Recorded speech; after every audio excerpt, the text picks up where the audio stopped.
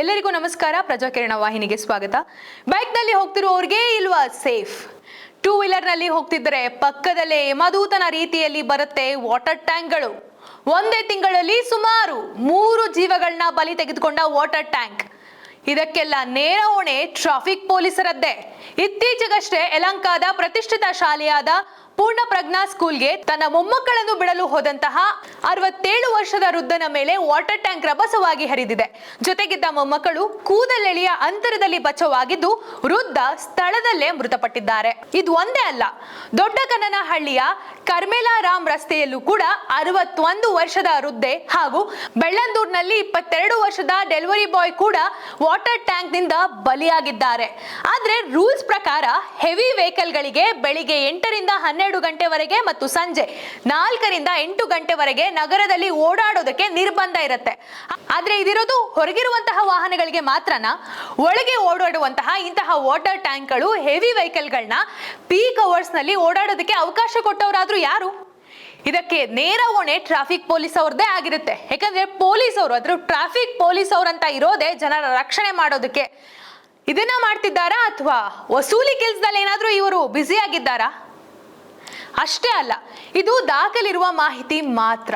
ನಮಗೆ ಸಿಕ್ಕಿರುವಂತಹ ಡೇಟಾ ಇಷ್ಟೇ. ಆದ್ರೆ ಎಷ್ಟೊಂದು ಘಟನೆಗಳು ಕಣ್ಮರೆಯಾಗಿ ಹೋಗುತ್ತೆ. ಅದಕ್ಕೆ ಮುಖ್ಯ ಕಾರಣ ಏನಪ್ಪಾ ಅಂತ ಹೇಳಿದ್ರೆ, ಒಂದು ಸತ್ತವರು ಒಬ್ಬ ಪ್ರಭಾವಿ ವ್ಯಕ್ತಿ ಆಗಿರ್ಬೇಕು, ಅಥವಾ ಅಲ್ಲಿ ಸುತ್ತಮುತ್ತ CCTV ಚೆನ್ನಾಗಿರ್ಬೇಕು, ಅಥವಾ ಜನಗಳು ತುಂಬಾ ಮುತ್ಕೊಂಡಿರ್ಬೇಕು, ಅಥವಾ ಯಾರಾದ್ರೂ ಮೀಡಿಯಾ ಪರ್ಸನ್ ಆ ಒಂದು ವೇಳೆ ಅಲ್ಲಿರ್ಬೇಕು.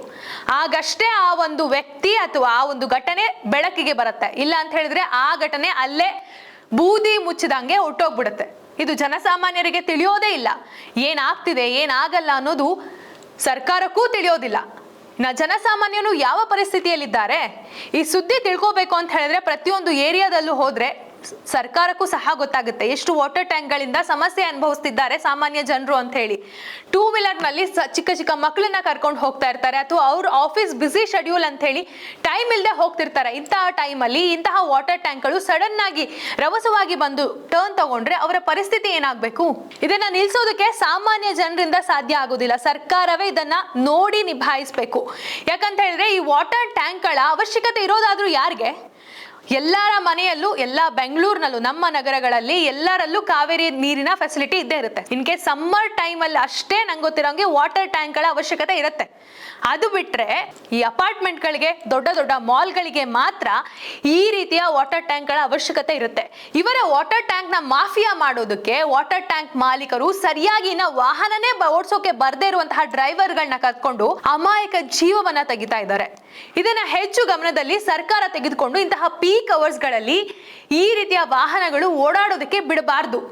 ಕಟ್ಟೆಚ್ಚರವಾಗಿ ಕಡ್ಡಾಯವಾಗಿ ಇಂತಹ ವಾಹನಗಳನ್ನ ಬಿಲ್ಕುಲ್ ರಸ್ತೆಗೆ ಇಳಿಬಾರ್ದು ಅಂತ ಹೇಳಿ ಒಂದು ರೂಲ್ಸ್ ನ ತರಬೇಕು. ಇಲ್ಲದೆ ಹೋದ್ರೆ ಈ ರೀತಿಯ ಅಮಾಯಕ ಪ್ರಾಣಗಳು ತಮ್ಮ ಜೀವವನ್ನೇ ಕಳ್ಕೊಳ್ಬೇಕಾಗತ್ತೆ. ನಾವು ಕೇಳ್ಕೊಳ್ಳೋದಿಷ್ಟೇ, ಈ ತರ ಚಿಕ್ಕ ಪುಟ್ಟ ಅಪಘಾತಗಳಿಂದ ತಮ್ಮ ಪ್ರಾಣವನ್ನೇ ಕಳ್ಕೊಂಡು ಎಷ್ಟೊಂದು ಜೀವಗಳು ತಮ್ಮ ಕನಸನ್ನ ಉಸಿರು ಚೆಲ್ಲಿವೆ. ಅದನ್ನ ಹೊರತಾಗಿ ಏನಾಗ್ತಿದೆ ಏನಾಗ್ತಿಲ್ಲ, ಸರಿಯಾಗಿ ಪೀಕ್ ಅವರ್ಸ್ ನಲ್ಲಿ ಎಂತಹ ಗಾಡಿಗಳನ್ನ ಬಿಡಬೇಕು, ಏನಕ್ಕೆ ರೂಲ್ಸ್ ತಂದಿರೋದು ಅಂತ ಹೇಳಿ ಸರ್ಕಾರ ಗಮನದಲ್ಲಿಟ್ಕೊಂಡು, ಅದರಲ್ಲೂ ಟ್ರಾಫಿಕ್ ಪೊಲೀಸ್ ಅವರು ಇದನ್ನ ಸರಿಯಾಗಿ ಗಮನಿಸಿ ಅಂಥವ್ರನ್ನ ಅಲ್ಲೇ ನಿಲ್ಲಿಸಿ ಪೀಕ್ ಅವರ್ಸ್ ಮುಗಿದ ಮೇಲೆ ಅಂಥವ್ರನ್ನ ಬಿಡಬೇಕು.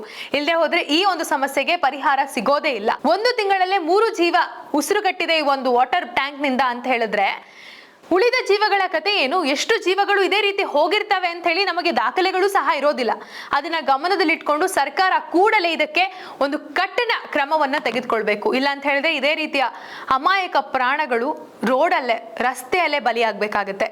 ಇದಾಗಿತ್ತು ಇವತ್ತಿನ ಮಾಹಿತಿ. ನಮ್ಮ ಇನ್ನಷ್ಟು ಮಾಹಿತಿಗಾಗಿ ಪ್ರಜಾಕಿರಣ ವಾಹಿನಿಯನ್ನ ಸಬ್ಸ್ಕ್ರೈಬ್ ಮಾಡಿ, ಹಾಗೆ ಕಮೆಂಟ್ ಮಾಡಿ, ಹಾಗೆ ಈ ಒಂದು ವಿಚಾರವನ್ನ ಶೇರ್ ಮಾಡಿ. ಧನ್ಯವಾದ.